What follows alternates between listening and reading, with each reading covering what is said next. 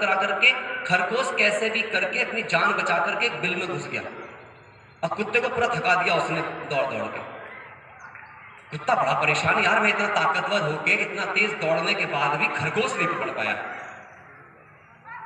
उसने खरगोश से कहा, खरगोश दोस्त मैं बहुत ईमानदार हूं, तुझे खाऊंगा नहीं, बस बाहर आके तू इतना बता दे कि मैं तुझसे ताकतवर, मैं तुझसे तेज दौड़ता हूं, फिर भी मैं तुझे पकड़ क्यों नहीं पाया। कहते पक्का रहना अपनी जवान पे। बोले पक्का रहूंगा तो चिंता मत कर, बाहर आके बस इतना बता दे क्योंकि ये मुझे ज्यादा खा रही है बात। उसने कहा देख तू दौड़ रहा था लंच के लिए और मैं दौड़ रहा था लाइफ के लिए। लाइफ की दौड़ लंच की दौड़ से तेज होती है। जिंदगी की दौड़, जीवन की दौड़ जीविका से तेज होती है। आपको अपने से पूछना है जीविका के लिए दौड़ रहे हो या जीवन के लिए दौड़ रहे हो। यहां पर बहुत सारे लोग अलग अलग सिद्धांत अपनाते हैं। भक्ति मार्ग में भी या हर जगह पर दुनिया में एक कोट सुना होगा आपने, वर्क इज वर्शिप। कितनों ने सुना है? कर्म ही पूजा है। कितनों ने सुना है? अच्छा बाकी नहीं सुना? कहां रहते हो भाई? इंडिया में रहते हो ना वैसे? हाँ तो सब हाथ उठाओ ऊंचा। हाँ थोड़ी सी एक्सरसाइज करते रहो, मैं कराता रहूंगा, छोड़ने वाला नहीं हूं, है ना। वर्क इज वर्शिप, पक्की बात, कर्म पूजा है। जब कोई मेरे से ऐसा बोलता है, अब मैं आप सबसे पूछूंगा, अगर वर्क वर्शिप है, आप मुझे बताइए पूजा करने से मन शांत और सुखी होता है या टेंशन वाला होता है? पूजा करने क्यों जाते हैं लोग? शांति के लिए, सुख के लिए, शक्ति के लिए, हाँ या ना? भगवान से। तो अगर मेरा कर्म पूजा है तो मेरे कर्म से मुझे क्या मिलनी चाहिए थी?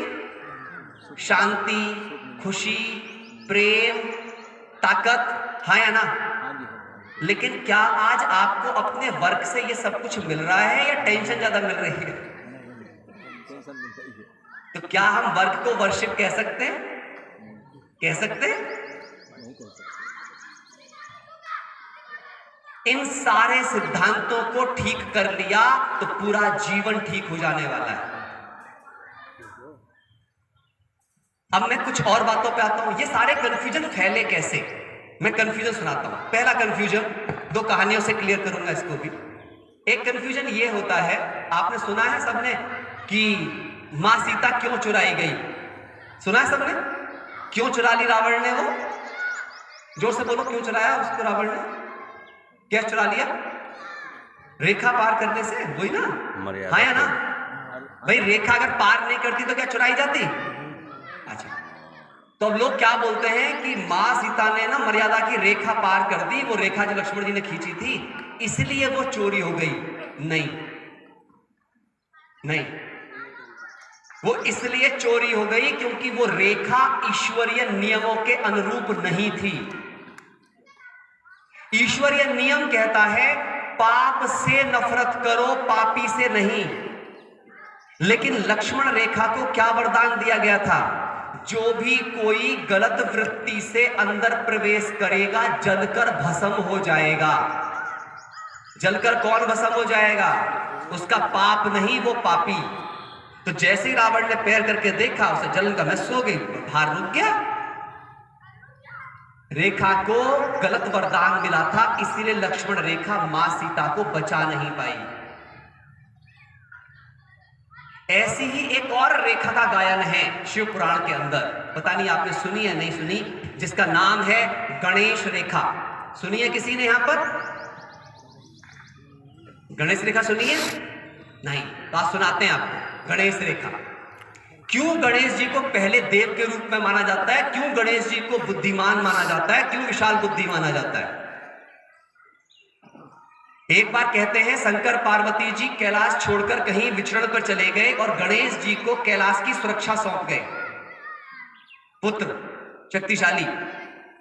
अच्छा, राक्षसों को जब भी कभी भी कुछ उत्पात मचाना होता था तो वो किसको अटैक करते थे? देवताओं पर। हाँ, देखा ना आपने, टीवी में दिखा जाता है, मैं वही समझा रहा हूं। तो देवताओं पर राक्षसों ने आक्रमण कर दिया और जब देवता हारना शुरू करते थे तो कहां जाते थे? देवों के देव महादेव, सबके सब जाते थे कि नहीं जाते थे? है ना।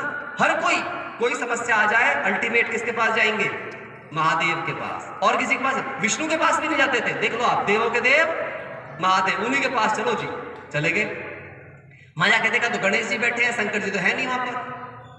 तो क्या हुआ फिर उसके बाद, गहरी चीज बताने जा रहा हूं। वहां देखा गणेश जी है, गणेश जी ने बोला गणपति हमारी रक्षा करो, ये राक्षस तो हमें मार डालेंगे। उन्होंने कहा भाई मैं तो कैलाश की सुरक्षा में हूं, मैं तुम्हारे साथ क्या जा सकता हूं, माता पिताजी मुझे यहां छोड़ गए, मैं उनके क्या केस करूं। बोले हम भी आपके माता पिताजी के, अब आप कैलाश को तो बचा लोगे, तो स्थान है, लेकिन अगर हमें कुछ हो गया तो भी तो देवों के देव महादेव का ही खंडन होने वाला है। बोले हाँ बात तो ये भी ठीक है। हाँ? तो तीक्ष्ण बुद्धि। देखो समस्याएं दो,